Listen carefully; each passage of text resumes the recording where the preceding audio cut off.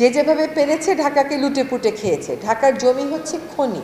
এখানে একজন একটা কথা বলেছেন about what kind of trees can be planted. Dhaka দক্ষিণ সিটি কর্পোরেশন এবং উত্তর সিটি কর্পোরেশনের সাথে যখন কাজ করেছি দেখেছি অনেক ফ্ল্যাট ওনার কিন্তু তাদের ছাদে ছাদ বাগান করতে চায়। এখন একজন যদি ছাদ বাগান গুছিয়ে নিয়ে আসে, দেখা যায় হঠাৎ করে ৩-৪ জন সম্মিলিতভাবে বাধা দেওয়া শুরু করে যে ছাদের এইটুকুন জায়গার আমি মালিকানাধীন, তুমি আমার এখানে টব রাখতে পারবে না। কাজে এইখানে এই যে রিহাব যারা আছে বা যারা ডেভেলপ করে তাদের সাথে কিন্তু আপনাদের বসাটা জরুরি হয়ে পড়েছে ফ্ল্যাট ওনারদেরকে মোটিভেট করতে। আমরা আশা করি আমাদের আশুলিয়ার যে জলপ্রবাহটা এখনও আছে এইটাকে আমরা রক্ষা করে আমরা এই ব্লু নেটওয়ার্কের সাথে সংযুক্ত করতে পারবো।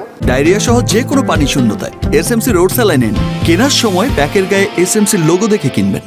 এবং আমরা ঢাকা শহরে আর মানুষকে আমন্ত্রণ না জানিয়ে সকল সংস্থার সাথে সম্মিলিতভাবে ঢাকার একটা নগর দর্শন ঠিক করতে পারবো।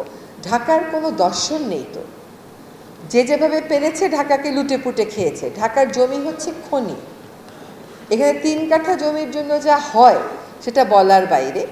অনেকেই দুই একজন হয়তো পূর্বাচলের কথা বলেছেন। দেখেন, পূর্বাচলের দ্বিতীয় ফেজটা, আমি প্রথম ফেজের কথা বলছি না, আমার বিবেচনায় এটা একটা ইকোসাইড করেছে রাজু।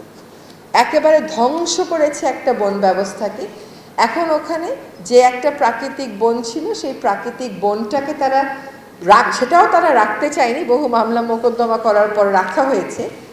এখন এটা গরু মেরে জুতাদানের মতন একটা পুরো এরিয়াটাকে শেষ করে দিয়ে আপনাকে দেখাবার জন্য যে আমরা তো ওখানে ১২২ একর রেখেছি। কাঠটা কে রাখে সেটা তো অবশ্যই একটা অনেক গুরুত্বপূর্ণ ব্যাপার। তো আমরা আজকে যারা এখানে উপস্থিত থাকলাম আমরা জানলাম যে গত বছরই কিন্তু VIP Bangladesh institute of planners একটা পরিসংখ্যান দিয়েছে, সেখানে জলাশয় এতটা কম কিন্তু তারা বলেনি। তারা বলেছিল ৭-৮%, আজকে দেখলাম আপনারা 4% বলছেন, যেটা কিন্তু অ্যালার্মিং। কাজেই আমি সরকারের পক্ষ থেকে বলতে হয় যে কাউকে না কাউকে একটা নেতৃত্বে আগাতে হবে।